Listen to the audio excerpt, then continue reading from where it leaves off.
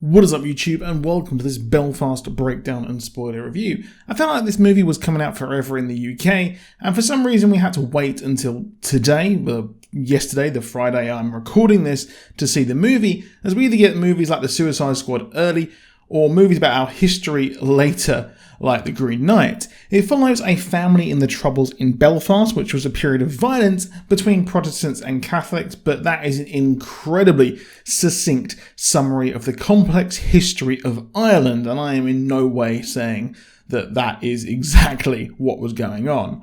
I've seen many say it doesn't get into the nitty-gritty of this, but, well, the movie is seen through the eyes of Buddy, a kid caught up in the growing violence as Protestant groups come to his road to force out Catholic families. We see how he is confused by the world as he's confused why people he's friendly with are being forced to leave and the differences between the religious practices. When he's watching something happen, the adults look down at him, and it's a semi-biographical story of Belfast native Kenneth Branagh, who, directed the movie, as it's a tale of growing up and follows the loose story of Branagh's life, whose father worked in England just like this movie, and they eventually left Belfast to move to Reading in England. Now, Branagh is telling the story from his childhood perspective, but it's by no means an exact tale, and thus he would not know the intricacies of all the factions there, because, he's a kid. The movie opens in August 1969, and opens with the August riots of that year between the Protestant factions loyal to the UK and the Catholic factions who want independence.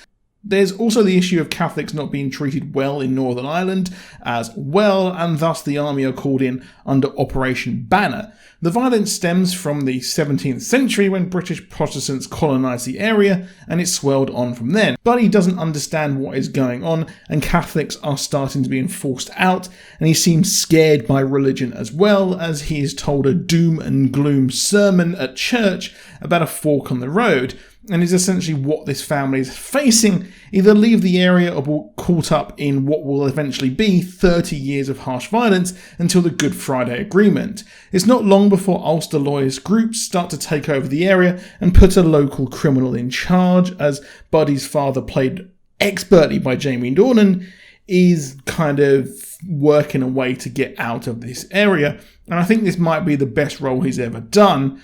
And, well, the guy is constantly on his back. These men want to take advantage of the kids in the area to do deliveries, as the local Ulster loyalist group want to get people on their side using intimidation.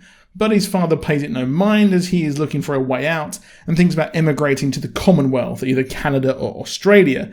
But his mind is simply on that of a Catholic girl in class that he fancies, as the Troubles are portrayed in a small way here, as it kind of fits the theme of the movie, as he is in love, or at least kid love, with the girl, trying to do the best in school to, get noticed by her, but he's also being led astray by another girl who keeps trying to get him to join her secret group.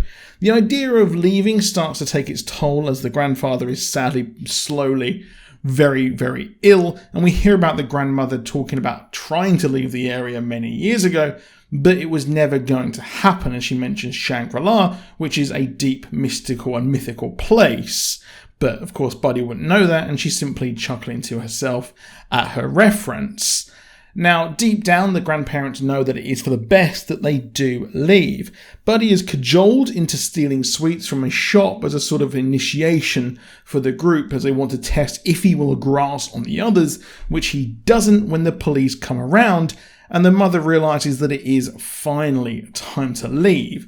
Over the course of the movie, we do see pop culture references of the time, such as the original Star Trek, 1 million years BC, which I found it pretty funny that the mother said, yeah, of course you want to see this. And we even see Buddy in full Thunderbirds international rescue gear. Now, these ground the movie in its time period, and the westerns are meant to reference the standoff the father has with the local loyalist sect, who are put in charge and repeatedly try to recruit the kids.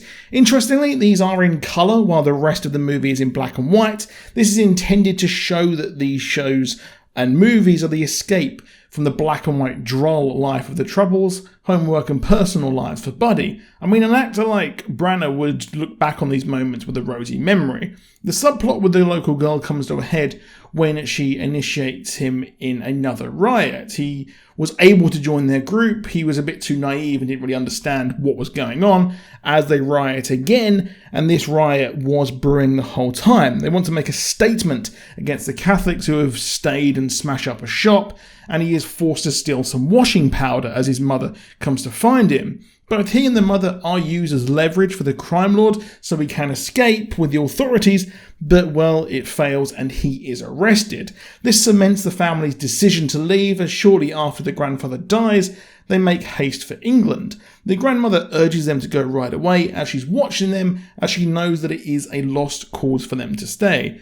Overall, this was a solid movie and shot beautifully in black and white. Sometimes black and white can be overused, but it really does work here, especially with the contrast of the nostalgic shows being in colour. Now, Jamie Dornan excels as does the young actor playing Buddy, with the supporting cast all delivering near perfect performances. I really did enjoy this movie. I thought it was an absolute joy to watch, even if it was having some really sad moments, and it did almost bring me to a tear. Now, I don't mind that they didn't go too much into the nitty-gritty ins and outs, because this really was a coming-of-age sort of story. But I can understand why people would want to know more about the horrible kind of things that happened in the past.